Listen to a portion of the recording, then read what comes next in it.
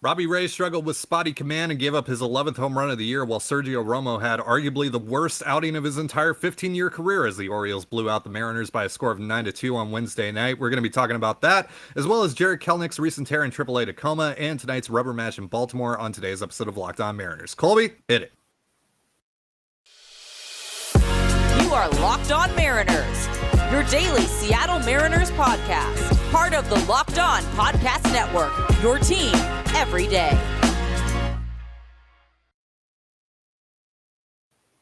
It is Thursday, June 2nd, 2022, and this is the Locked On Mariners podcast. Thank you so much for making us your first listen of the day. We are free and available on all platforms. I'm Ty Gonzalez. He's Colby Patnode. We cover the Mariners over at InsideTheMariners.com. Be sure to follow the show on Twitter at LO_Mariners. You can follow Inside the Mariners at Inside Mariners. You can follow me at Dane Gonzalez. That's DANE, GNZLZ, and Colby at CPAT11. That's CPAT11. Be sure to also check out our Patreon at patreon.com/ControlTheZone. We typically post 2 additional shows on there every week and get into some bigger ideas and bigger topics, whereas Locked On Mariners covers more of the day-to-day with the M's. We also get into some non-baseball discussions over on Control the Zone as well. It's a fun time, so be sure to check it out. Again, that's patreon.com/Control the Zone. And if this is your first time joining us here on the Locked On Mariners podcast, welcome to the show. If you like what you hear, give us a follow or subscribe wherever you listen to this. And if you're watching us on YouTube, hit the subscribe button, turn on the notification bell, give this video a thumbs up. We greatly appreciate it. So as I mentioned in the cold open, we're going to be talking about Jarred Kelenic, who's off to a strong start in AAA since being demoted back in mid-May. We're also going to be talking about tonight's rubber match between the Orioles and the Mariners. Got Chris Flexen on the bump going up against Jordan Lyles. But first, we need to get into last night's game, which was a brutal one for the Seattle Mariners. After shutting out the Orioles by a score of 10-0 on Tuesday night, the Mariners came back to Camden Yards and pretty much reversed roles, getting blown out themselves. Final score 9-2 Orioles in this one, and the biggest reason, of course, as is the case with any blowout loss, was the pitching for the Mariners. Another underwhelming start in a Mariners uniform for Robbie Ray, just 5 innings of work. With spotty command and some, really bad arm side misses at times. And the offense couldn't get it going either. And Robbie Ray, of course, also gave up his 11th home run of the season to Rougned Odor, which was absolutely obliterated to Utah Street, a 3-run shot. That is Ray's 11th home run of the season allowed, which ties him for 4th most in Major League Baseball with Kyle Hendricks of the Cubs. And then finally, Sergio Romo got into this game in the bottom of the 6th, and it was actually well within reach for the M's. It was just 4-2 Orioles at the time. But Romo, and I'm not exaggerating when I say this, out of the 15 years that he's played in Major League Baseball, last night may have been the worst outing he's ever had in his entire career. He gives up 3 home runs. That is the first time ever in his career he's ever given up 3 home runs in one single outing. He gives up a solo shot to Ryan Mountcastle, then a solo shot to Ramon Urias, and then after an RBI double by Cedric Mullins, he gives up a 2-run shot to Trey Mancini. 5 earned runs in total. That's just the 3rd time in Romo's career that he's given up 5 earned runs. That was just the 3rd time in his career that he's given up 2 home runs in a single outing. It was just one of those nights for the Mariners. It's one of those weird baseball nights. Let's talk about Ray first, though, because this is it isn't getting better. He's not an absolute disaster necessarily, but he hasn't been particularly good either. What did you see from him last night? Yeah, just really struggled with mostly command. It's just one of those things where with Ray it feels like it's 1 step forward, 2 steps back, and it happens in innings, not even in games, and it's not even in stretches of games. You never know what you're going to get inning to inning, and last night he had 3 walks, a lot of stuff in the middle of the plate, 89 pitches in 5 innings, so it wasn't an easy 5 innings either. He just didn't really have the good command of his stuff, and it kind of looked like, well, there's the big inning, and then he settled in a little bit. But it was a real backbreaker when Seattle cut the lead to 3-2. And then Ray went out there and got 2 outs and then just couldn't finish it off properly. It's becoming increasingly easy to see when he is going to implode. basically what you're looking at is you're looking for a guy to get in scoring position, and then you're looking for an arm side miss.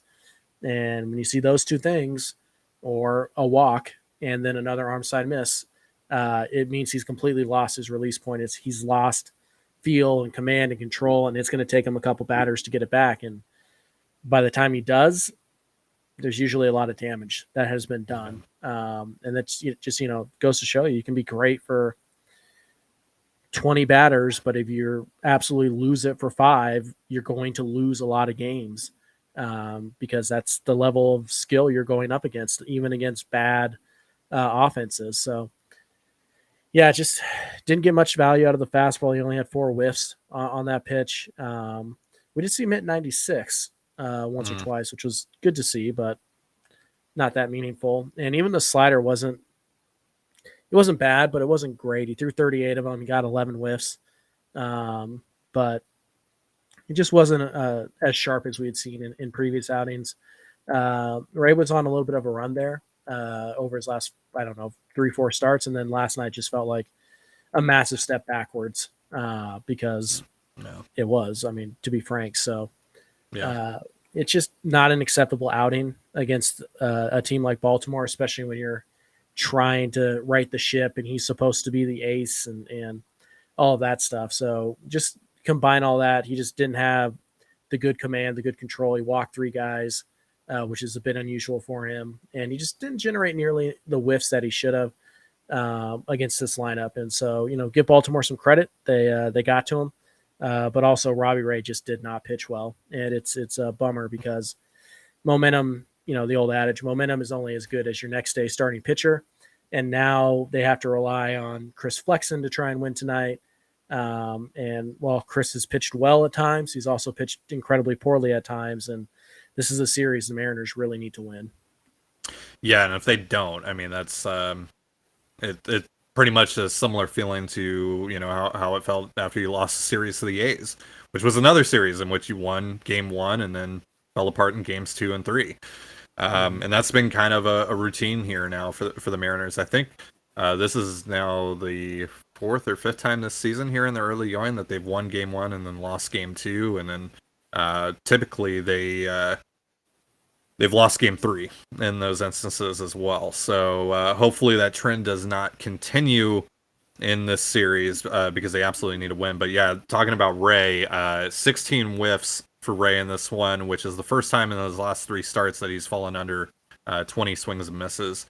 And, you mentioned it, given the circumstances of this game, of the series, of the matchup, and who Robbie Ray is supposed to be for this team, it's unacceptable, frankly. And I don't want to overreact here. I don't think that the Robbie Ray signing is a disaster for the Mariners yet. I know a lot of people do right now, but it's still very early. But yeah, this is disappointing so far, what we've seen out of Robbie Ray. I can't lie about it at this point. There's no other way to really go about saying this, really. It's really disappointing. He hasn't been anywhere near as good as I expected, even with accounting for possible regression from where he was last year, right?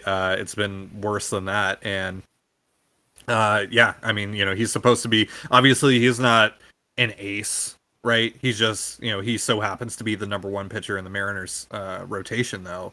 And as the number 1 in that rotation, you need to get better protection out of him, particularly against teams like the Orioles, who, they have some talent in their lineup. We talked about that, over the last couple of episodes, that this is a talented team, a more talented team than their record would indicate, right? But even then, this is still the worst team in the AL East. You're playing in this ballpark, which is a little bit more favorable for pitchers now, and just weren't able to get it done. You give up 4. That's just not going to play if you're Robbie Ray. The Mariners just need better out of him, quite frankly. So we're going to be talking about Jarred Kelenic in just a moment, because he is off to a pretty good start down in AAA, but does it really matter? We're going to be discussing that in just a moment. But real quick, a reminder, this episode of Locked On Mariners is brought to you by Rock Auto. With the ever-increasing numbers of makes and models, it's now impossible for your local chain auto parts store to stock all the parts you need. Why endure often pointless or seemingly intimidating questioning like is your Odyssey an LX or an EX, and wait while the person behind the counter orders the parts on their computer, choosing the only brand their warehouse happens to carry? You have computers with access to rockauto.com at home and in your pocket. So why choose to spend 30%, 50%, even 100% more for the same parts from a chain store or car dealership?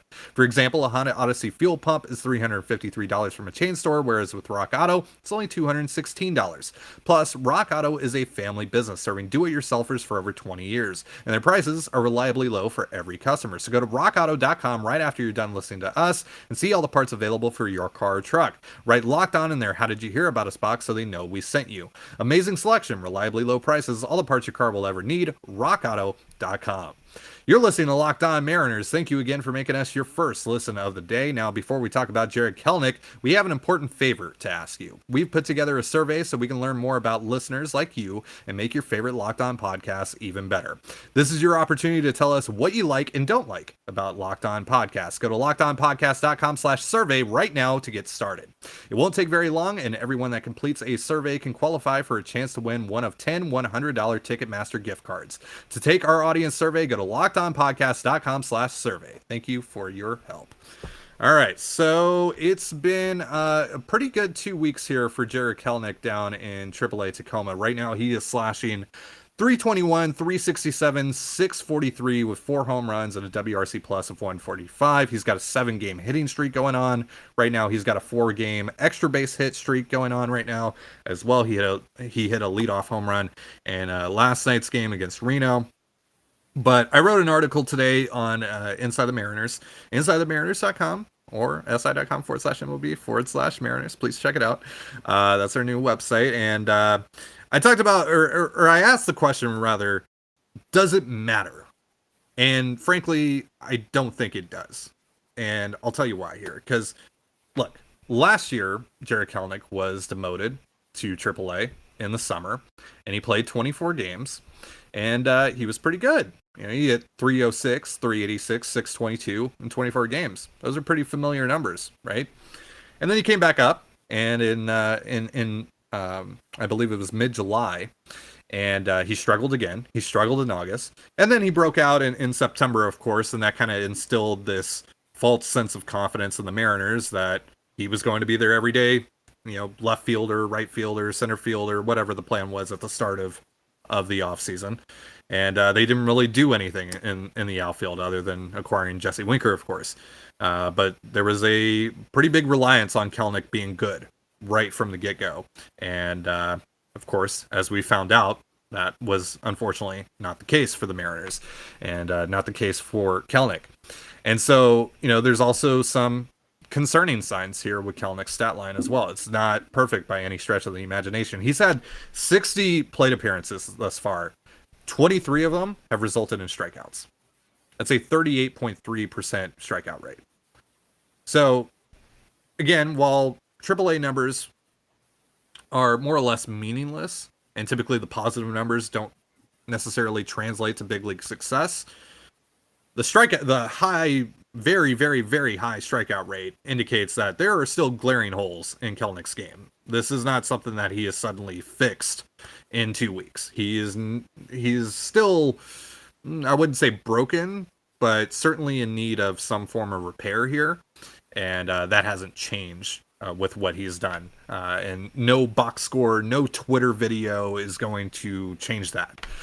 Really, you know, my feeling on it right now is that none of us are going to know whether Jarred Kelenic is ready or not until the Mariners say he is. Because it's really the things that he needs to work on, the things that are important here are not stats. They're not if he can hit a bunch of home runs and get on base a ton. It's the mental side of things, and it's his mechanics. And both of those things we are not going to learn, like I said, from a 20-second Twitter video or a box score from MILB Mariners. We're just not. Colby, I mean, am I wrong here? Like, is there something that we should take from Kelenic's success so far, or is this just meaningless? You know, I see the video, same as you, and all that stuff, and I look at the numbers, and Yeah, they're good, and the videos seem to show that he is at least now willing to go the other way. I think 2 of his home runs have been to left center field. He had a triple to dead center field. We've seen him flip multiple base hits in the left field on pitches that were, on the outside corner. And at the major league level, he was not doing that. He was not capable of doing that. So, whether that's just because the stuff down there isn't quite as good, so he's, feeling more comfortable in waiting that extra, split second before deciding whether or not to swing. I don't know. But there does appear to be some positives, but at the end of the day, you can't run a 38% strikeout rate in AAA and expect to find success at the big leagues. That profile just doesn't work, and he's only walking 6% of the time. So it's not even like a Joey Gallo situation where he's striking out 35% of the time, but he's walking 15. So it's, okay. Yeah. He needs to cut down on the strikeouts. He needs to walk a little bit more. And to me, he's still weeks, if not months away from being a realistic option for the Seattle Mariners, especially since we know Upton will be up here pretty quick. And Taylor Trammell continues to produce. And again, it's a very short sample with Trammell, but so far he's been good. We know that they're going to put Upton on this big league roster, and we know he's going to play, get a good run, probably of at least a couple weeks, if not a month, 6 weeks, something like that. So, he's still, to me, I'm not even touching Kelenic. I'm not even broaching the idea until at least July, and then we'll see where he's at. But he has to cut down on the strikeouts, regardless of what the rest of the numbers look like. It's not going to sustain major league success if you're striking out almost 40% of the time in AAA. Yeah, I mean that's the big red flag right there. Just flashing neon sign like, hey, calm down your expectations right now. Calm down your excitement. There's no excitement to glean from any positive numbers in AAA. It means nothing. It is pixie dust. It does not exist. That rarely does AAA numbers, positive ones at least, translate to what you're going to be able to do at the big league level. But like you said, the concerning sides definitely translate. That definitely exemplifies what might or at least projects rather what might happen once you get to the big league level. And right now he's got to work on stuff. And look, I know the Mariners are 21 and 29 right now. They need some outfield help. Jarred Kelenic isn't that right now. And even though that the Mariners are 4th place in the AL West and things are, kind of seemingly falling apart for them and all that, they are still nowhere near a position right now where they can forfeit at bats for the sake of development. That's not this point in time yet. And quite frankly, they're not going to be able to give him the at bats he requires because they're not going to be able to afford having the possibility of a black hole in their lineup, another black hole in their lineup, because they already have at least 2 right now in their lineup on most nights, if not 3 on most nights. And so they're not going to continue to create that again. And, and have Kelenic face quality major league talent that is going to overpower him. It would be a disservice to the team, and it would be a disservice to him to call him up as quickly as they did the last time he was demoted. Because again, it was only 24 games that he was down there after he got demoted last summer. And then they brought him back up, and like I said, again, he struggled in July, he struggled in August, and then he had that breakout in September, which was honestly, now that we kind of have the full picture here of what happened, after he came back from the off season, it's kind of just nothing short of a miracle, like for Kelenic that month of September. So it would be unwise for the Mariners to force this issue and to press this issue because, and Jerry Dipoto has talked about extending a life raft to his floundering prospects, and like Kelenic, really right now nothing in his stat sheet indicates whether he's just keeping his head above water or actually swimming ashore. And we're really not going to know that until the Mariners say whether or not that is the case. And, And I mean, one thing they're not going to do is they're not going to rush Kelenic because they have to prove the deal was good, or Jerry's worried about his job now. And so they have to get Kelenic has to hit so he can prove that Jerry's good at his job. None of that BS is going to happen because Jerry's job is not in danger as much as some people may want it to be. It's not, and it shouldn't be. But also, I feel like it's important to keep pointing this out. Jarred Kelenic is 22 years old. Yeah. He doesn't turn 23 until next month. Yeah, so I have an interesting note on that. So this comes from Luke Arkins of Prospect Insider. There are only 21 players right now in AAA that are younger than Jarred Kelenic. I was going to say he's about 6.5, 7 years younger than the average AAA player. So yeah, he's young for AAA. If Jarred Kelenic was drafted as a college player, if he had gone to college, this would be his first year in pro ball. Yeah. Right. And he's already gotten 450 plate appearances in the majors. So the Mariners aren't going to rush him because they don't need Kelenic to be good right away. It's not like it's hurting their window that he's not good right now.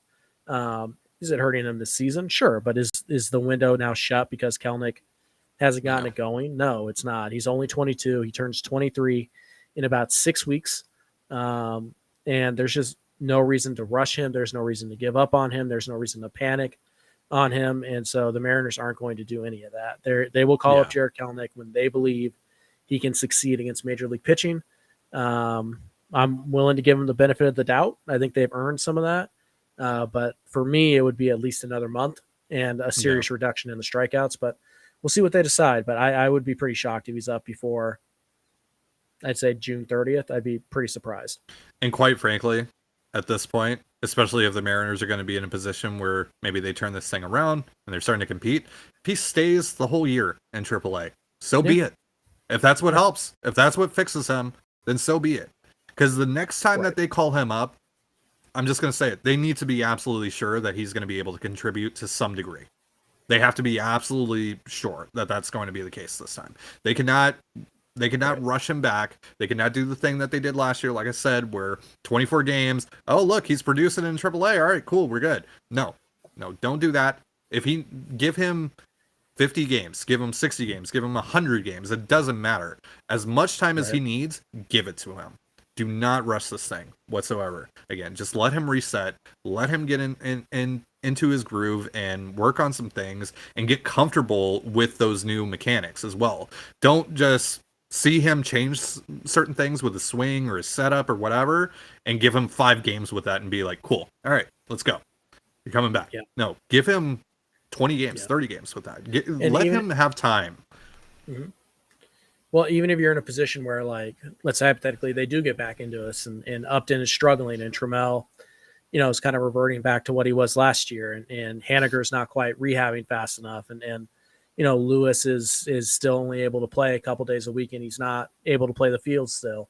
You would still be better off going out and getting somebody else outside of the org than just calling up Jarred Kelenic. So there really is no reason, regardless whether the team is playing well and they need some more talent added to the roster, or the team is playing poorly and their season's over and they just want to get guys at bats. There's no reason to call up Jarred Kelenic at the current state that he's at. Which is good, bad, or in the middle. There's no reason. So absolutely. I wouldn't expect it anytime soon. Yeah, I wholeheartedly agree. All right, so we're going to be talking about the Mariners rubber match tonight. Got Chris Flexen versus Jordan Lyles, as I said earlier. We're going to be talking about that in just a moment. But real quick, a reminder, this episode of Locked On Mariners is brought to you by Blue Nile. Whether you're ready to pop the question or you're celebrating a milestone moment, find jewelry as unique as them with the modern convenience of online shopping at BlueNile.com. Blue Nile has simple online tools that let you choose the diamond shape, size, and clarity, as well as setting style. Blue Nile's bench jewelers will then handcraft their perfect engagement ring, and each ring is one of a kind. Looking for fine jewelry but having trouble choosing? Blue Nile has jewelry experts on hand 24/7, available via phone or or chat to help you find a memorable gift at every budget. Make your moment sparkle with jewelry from BlueNile.com, and Locked On Mariners listeners get $50 off purchases of $500 or more. This podcast exclusive includes engagement jewelry as well. Use promo code LOCKEDON, that's LOCKEDON, plus every order is insured, ships free, and arrives in discreet packaging that won't give away what's inside. So shop stress-free and find your forever piece. Go to BlueNile.com today. So, again, we got Chris Flexen, Jordan Lyles. Lyles has been pretty solid for the Orioles. He's leading the team in pitcher F4 right now at 1. He's just exactly one flat. And we know about this Orioles offense as well, the talent that it does have. And Flexen, as you mentioned earlier on in the show, has been shaky at times. He's been really inconsistent. He's had some good performances here. You think about the Tampa matchup, of course. But yeah, it's been a very up and down year for Chris Flexen. He's kind of embodies how the Mariners have operated in general this year. It's very up and down. You got one start, you build some momentum, and then the momentum completely crashes the very next outing. So let me just ask you this. I mean, what does Chris Flexen have to do in this game to get through it? Give the Mariners a chance to get the series win. He's got to pitch pretty well. It's the cutter. It's always the cutter for Chris Flexen. The answer doesn't change. If the cutter is good and he is commanding it, he has a shot to go 6-7 innings, give up 2-3 runs. If he doesn't, it's a batting practice fastball, and he's going to get lit up like a Christmas tree. It's the same story every single time he goes out there. Does Chris Flexen have the good cutter tonight? Can he command it? Then he has a good shot. If he doesn't, you kind of pray for a Marco Gonzalez-like game where, lots of hard contact, but well-positioned defenders make plays and yada, yada. So it's all about the cutter. And we did see some change-ups in his last outing against Texas that were pretty good. We know that he can crank up the velocity to 94, 95 if he needs it. But ultimately, it's the cutter. He has to locate it on the glove side of the strike zone, on his glove side of the strike zone, to both lefties and righties. And if he can do that, then he can go pretty deep against what is still a bad lineup. He has to give his offense a shot. And Lyles is, a fringe average major league starter. Yeah. But those guys have had the tendency to shut down the Mariners in the past. So, typically if you see like a really good pitcher, like a Kevin Gausman or Max Scherzer, it's like, cool, the Mariners have a chance to win tonight. And then you see Jordan Lyles, and it's like, uh-oh.